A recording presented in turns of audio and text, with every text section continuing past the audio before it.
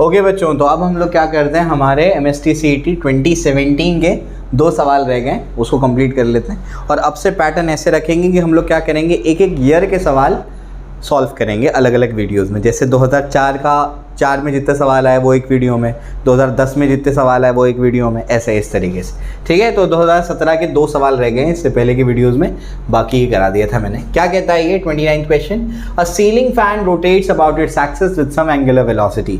एक ceiling fan है, एक सीलिंग फैन है आपके पास, ऐसा कुछ है, और वो रोटेट कर रहा है कुछ एंगुलर वेलोसिटी, मान लीजिए ω1 से रोटेट कर रहा है। ठीक है ना। When the fan is switched off, the angular velocity becomes 1/4 of the original in time t and n revolutions are made in that time. अब क्या करते हैं, इसको स्विच ऑफ कर देते हैं। स्विच ऑफ अगर कर दिया गया तो फौरन से तो रुकेगा नहीं है ना।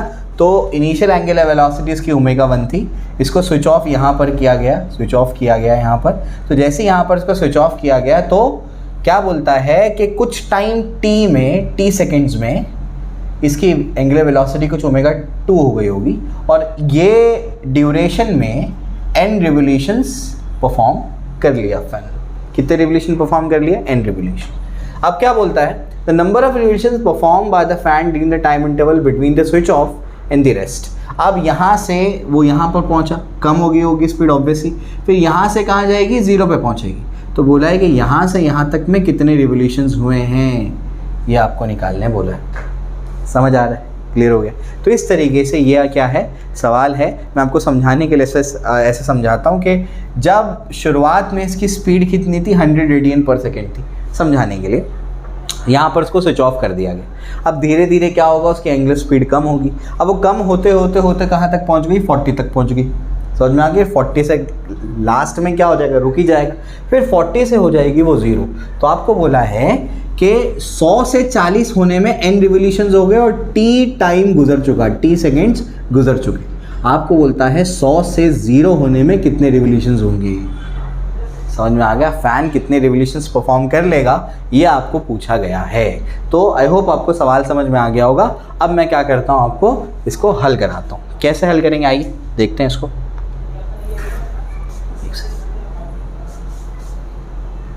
तो यहाँ पर बेसिकली क्या है, यहाँ पर जो है ये जो है हमारे पास कुछ इन्फॉर्मेशन है। क्या इन्फॉर्मेशन है कि ω1 से ω2 तक वो पहुँचने में n रिवोल्यूशन चलेगा और t सेकेंड गुजर चुके हैं। और ये भी बोला है कि angular velocity become 1/4 of the original, मतलब ω2 इज इक्वल्स टू क्या होगा, ω1/4। ये इन्फॉर्मेशन अपने को दी गई है। क्लियर हो गया। अब मैं काइनेमेटिकल इक्वेशन जानता हूँ, वो क्या है, ओमेगा फाइनल का square is equal to omega initial का स्क्वायर प्लस 2 अल्फा थीटा। ये क्या है आपका, ये आपका है एंगुलर वेलोसिटी का relation with alpha and theta. Kinematical equation है ये रोटेशनल मोशन में। अब ओमेगा फाइनल यानी ω2 कितना है, ω2 है ω1/4 द होल स्क्वायर, मतलब ω1 स्क्वायर बाय 16। ये हो जाएगा ω1 का स्क्वायर प्लस यहाँ पर एंगुलर रिटार्डेशन बोला है तो ये हो जाएगा माइनस, क्यों, अल्फा नेगेटिव आएगा, कोई रिटार्डेशन बोला है 2 अल्फा। और एक चीज़ आपको यहाँ पर पता होनी चाहिए, जब मैं आपको रोटेशनल डायनेमिक्स के लेक्चर्स करा रहा था तो उसमें एक न्यूमेरिकल में मैंने आपको बताया था कि नंबर ऑफ रिवोल्यूशंस का जो फॉर्मूला होता है वो आप लोग याद कर लीजिए। बताया भी था कहाँ से आता है, अब उसको याद कर लो। नंबर ऑफ रिवोल्यूशंस का फॉर्मूला क्या है, θ/2π, ये इसका फॉर्मूला होता है। ठीक है ना। तो ये 2 अल्फा थीटा, तो यहाँ से यहाँ तक में कितना एंगल कवर कर लिया उसने, थीटा एंगल कवर कर लिया, तो क्या होगा 2πn। क्लियर हो गया, समझ में आ गया। ऐसे मैंने इसको लिख दिया। कैसे किया मैंने, कितने रिवोल्यूशन परफॉर्म किया उसने, n, तो 2π × n, तो ये क्या बचेगा, θ1 बचेगा। तो θ1 की जगह ये आ जाएगा। तो देयरफॉर क्या हो जाएगा, इसको यहाँ भेज देंगे तो क्या हो जाएगा 4 alpha πn is equals to क्या हो जाएगा, ω1 का square minus ω1 square divide by 16। तो कितना हो जाएगा 15 ω1 का स्क्वायर डिवाइड बाय 16, और ये क्या हो जाएगा 4 अल्फा πn हो जाएगा। समझा। इसको अपन क्या करेंगे, 1 दे देंगे। क्लियर हो गया, यहाँ से यहाँ तक में लगाया मैंने। क्लियर, बात समझ में आ गई। अब आगे बढ़ते हैं।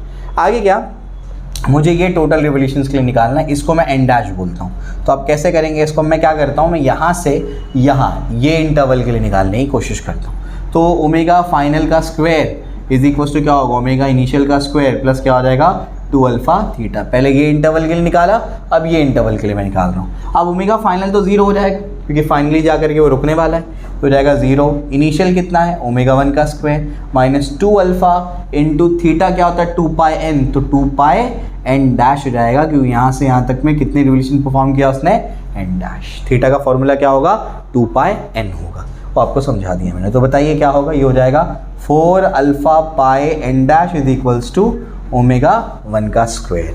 उसको मैंने यहाँ भेज दिया, तो इसको मैं क्या करता हूँ, इसको मैं 2 दे देता हूँ। अब इसके बाद क्या होगा, इसके बाद जो है मैं दोनों को डिवाइड कर देता हूँ 1 और 2 को। जैसे ही 1 और 2 को डिवाइड करेंगे तो बताइए क्या होगा, 1 और 2 को डिवाइड करने के बाद ये हो जाएगा मेरे पास, देखिए 4 alpha pi N dash divide by 4 alpha pi N is equals to क्या हो जाएगा, इज इक्वल्स टू क्या हो जाएगा, इज इक्वल्स टू हो जाएगा, ये हो जाएगा ओमेगा 1 का स्क्वायर डिवाइड बाय क्या होगा 15 ओमेगा 1 का स्क्वायर डिवाइड बाय 16। तो ये दोनों कैंसिल हो गए, तो ये कैंसिल हो जाएगा, तो एन डैश अपॉन एन क्या मिलेगा, बोलेगा 16 अपॉन 15। तो आपके पास बचेगा क्या बताइए, आपके पास बचेगा N dash is equals to 16 N by 15, ये इसका आंसर आएगा। क्लियर हो गया, समझ में आ गया, चल गया। ठीक है, नेक्स्ट क्वेश्चन पे चलते हैं हम लोग। नेक्स्ट क्वेश्चन हमारा क्या कहता है, क्वेश्चन नंबर 30। आइए, तो क्वेश्चन नंबर 30 क्या कहता है, देखिए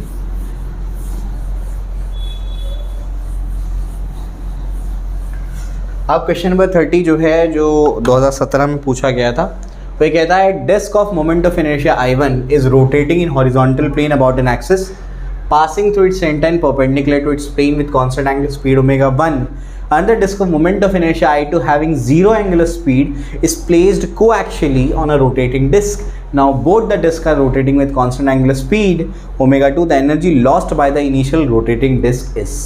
क्या मतलब है, मतलब ये है जैसे वो ग्रामोफोन होता है ना, बिल्कुल वैसे ही आपके पास डिस्क एक जो है वो रोटेट कर रही थी।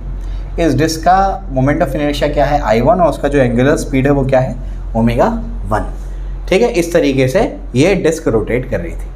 अब एक ऐसी डिस्क अपन लेकर के आते हैं जिसका मोमेंट ऑफ इनर्शिया I2 है और उसके एंगुलर स्पीड कुछ नहीं है।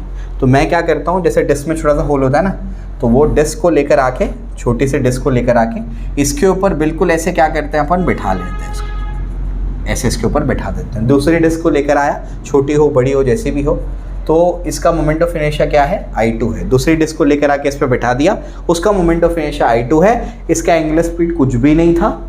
अब जैसे ही इस पे इसको रख देंगे तो कुछ ना कुछ घर्षण होगा, फ्रिक्शन होगा, ठीक है ना। फ्रिक्शन की वजह से कुछ ना कुछ क्या होगा, एनर्जी का लॉस होगा, कुछ स्पीड में क्या होगी, कमी आएगी, है ना।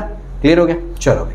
तो यहाँ पर जो है अब पहले जो डिस्क 1 की स्पीड ओमेगा 1 थी, अब वो ये डिस्क को उसके ऊपर रखने के बाद ये दोनों डिस्क 1 और डिस्क 2 दोनों डिस्क की जो कॉमन एंगुलर स्पीड हो गई वो अब क्या हो गई, वो हो गई ओमेगा 2। ये आपको बोला है। अब आपको क्या कहता है, आपसे कहता है energy lost by the initial rotating disc.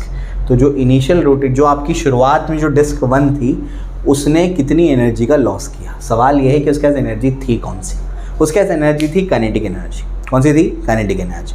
तो कुछ ना कुछ उसकी स्पीड कम हो गई दूसरी डिस्क को रखने की वजह से। तो शुरुआत में जो काइनेटिक एनर्जी थी और बाद में जो काइनेटिक एनर्जी थी, उन दोनों का डिफरेंस ले लो, तभी तो पता लगेगा ना कितना एनर्जी का लॉस हुआ। पहले इतनी थी, अभी इतनी है, डिफरेंस ले लो दोनों का। अब काइनेटिक एनर्जी क्या होती है, रोटेटिंग ऑब्जेक्ट की काइनेटिक एनर्जी होती है हाफ I ओमेगा स्क्वायर। तो हाफ I1 ओमेगा 1 का स्क्वायर माइनस क्या हो जाएगा, हाफ, अब ये हो जाएगा, देखो ध्यान से, I1 प्लस I2 हो जाएगा ओमेगा 2 का स्क्वायर। ये समझा, क्यों I1 प्लस I2, अरे दोनों डिस्क का मोमेंट ऑफ इनर्शिया ऐड होगा ना, इस वजह से I1 प्लस I2 ओमेगा 2 का स्क्वायर। यहाँ से कॉमन क्या आ सकता है, यहाँ से कॉमन हाफ आ सकता है, अंदर क्या बच जाएगा I1 ओमेगा 1 का square minus I1 plus I2 into omega 2 का स्क्वायर। ऐसे क्लियर हो गया। तो ये अपने पास क्या हो जाएगा, अपने पास हो जाएगा E1 माइनस E2। क्लियर, समझ आ गया। इस तरीके से अपन क्या करेंगे, इसको निकालेंगे। लेकिन अब कुछ और कर नहीं सकते, ऑप्शन में कुछ मैच कर नहीं रहा। ऑप्शन में ध्यान रखना है, ओमेगा 2 को पहले ही कल्टी कर देना, क्योंकि ओमेगा 2 है ही नहीं ऑप्शन में, ओमेगा 2 को हटाना है। तो अब मेरे को कुछ समझ में नहीं आ रहा, तो इसको मैं क्या करता हूँ, इसको 1 दे करके रख देता हूँ। अब ये सोचता हूँ कि क्या कोई और फिजिक्स का प्रिंसिपल यहाँ लग सकता है। तो एक चीज़ मुझे पता है कि अगर डिस्क 1 और डिस्क 2 दोनों को अगर सिस्टम मान लिया जाए तो दोनों आपस में ही फोर्स लगा रहे हैं, तो अगर आपस में फोर्स लगा रहे हैं तो चल जाएगा। अगर सिस्टम के बाहर से कोई फोर्स नहीं लग रहा है तो सिस्टम का एंगुलर मोमेंटम कंजर्व होगा, क्योंकि सिस्टम के बाहर से कोई फोर्स नहीं लग रहा, आपस में ही डिस्क 1 डिस्क 2 सिस्टम मान लिया मैंने, तो सिस्टम के ऑब्जेक्ट एक दूसरे पे फोर्स लगाएंगे चलेगा, है ना। तो अगर यहाँ पर एक्सटर्नल फोर्स नहीं है या एक्सटर्नल टॉर्क नहीं है, if there is no external torque acting on a rotating body, then its angular momentum is conserve मतलब क्या, जितना एंगुलर मोमेंटम इनिशियली था उतना ही क्या होगा, फाइनली होगा, ठीक है ना। इनिशियल क्या था एंगुलर मोमेंटम का फॉर्मूला है आई ओमेगा, तो इनिशियल एंगुलर मोमेंटम क्या होगा, I1 ओमेगा 1, है ना, यही होगा।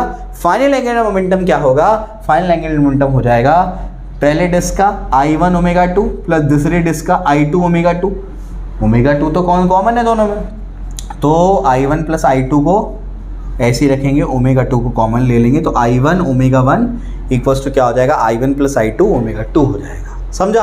तो यहाँ से ओमेगा 2 को मुझे कल्टी करना है, क्योंकि ऑप्शन में ओमेगा 2 है ही नहीं, तो मुझे ओमेगा 2 को हटाना है, तो देयरफॉर ओमेगा 2 क्या हो जाएगा बताओ, ओमेगा 2 हो जाएगा I1 ओमेगा 1 अपॉन क्या हो जाएगा, I1 प्लस I2, ये अपने पास ओमेगा 2 आ गया, ठीक है ना। अब यहाँ पर क्या करते हैं, ओमेगा 2 को सब्स्टिट्यूट कर देते हैं, तो बताओ एक्सप्रेशन क्या बनेगा, यहाँ पर हो जाएगा therefore E1 minus E2 is equals to half, ये हो जाएगा I1 ओमेगा 1 का square minus I1 plus I2 into omega 2 क्या है उसका स्क्वायर है ना, तो I1 स्क्वायर ओमेगा 1 का स्क्वायर डिवाइड बाय क्या हो जाएगा, I1 plus I2 the whole square expression है, तो ये एक कैंसिल हो जाएगा। क्या कॉमन और आ सकता है बताओ ज़रा, हाफ हो गया, ओमेगा 1 स्क्वायर कॉमन आ जाएगा, अंदर क्या बचेगा बताओ, अभी अंदर बचेगा I1 माइनस क्या बचेगा, I1 का स्क्वायर डिवाइड बाय क्या हो जाएगा, I1 प्लस I2 बचेगा, ठीक है ना। अब उसके बाद बताओ क्या होगा, हाफ, और ये क्या हो जाएगा, इधर मल्टीप्लाई होगा, तो हो जाएगा I1 का स्क्वायर प्लस क्या हो जाएगा, I1 I2 माइनस I1 का स्क्वायर डिवाइड बाय क्या हो जाएगा, I1 प्लस I2 और इंटू क्या हो जाएगा, ओमेगा 1 का स्क्वायर, I1 स्क्वायर कैंसिल हो गया, तो बचेगा क्या, फाइनल एक्सप्रेशन आपके पास बचेगा बच्चों E1 minus E2 is equals to half, और बचेगा ये I1 इंटू I2 अपॉन क्या हो जाएगा, I1 प्लस I2 और इंटू क्या हो जाएगा, ओमेगा 1 का square, half I1 I1 plus I2, option D बनता है, समझा, क्लियर हो गया। तो इस तरीके से ये 2 सवाल थे, ये थोड़ा सा अब तक का ट्रिकेस्ट सवाल कहूँगा मैं, ऐसे सवाल तो जनरली नहीं आते हैं सीईटी में, लेकिन इक्का दुक्का सवाल तो आपको मिल जाएंगे, बहुत ज़्यादा कोई ट्रिक नहीं थी, बस थोड़े बहुत, अगर आपको टेक्स्ट बुक अगर आपकी क्लियर थी, इससे पहले वाले सिलेबस का था ये, अगर आपकी टेक्स्ट बुक क्लियर थी तो ये कुछ भी नहीं है, टेक्स्ट बुक में इस टाइप के सवाल थे, सिमिलर सवाल आपको मिल जाएंगे, ठीक है ना, क्लियर हो गया, इसलिए मैंने टेक्स्ट बुक बहुत अच्छे से करने का आपको, ठीक है, क्लियर हो गया। तो आई होप मैंने ये पूरी चीज़ें आपको क्लियर कर दी है, 2017 तक के सवाल करा दिए। अब इसके बाद अपन क्या करेंगे, एक वीडियो बनाएंगे जिसमें 2018 के सवाल कवर करेंगे, फिर 2019 के और 2020 के लिए तो अलग सीरीज़ बनाएंगे बाद में, फिर जैसे ही 2019 कंप्लीट होता है फिर मैं मैकेनिकल प्रॉपर्टीज़ पे आ जाऊँगा, ठीक है, क्लियर हो गया, all the best, thank you.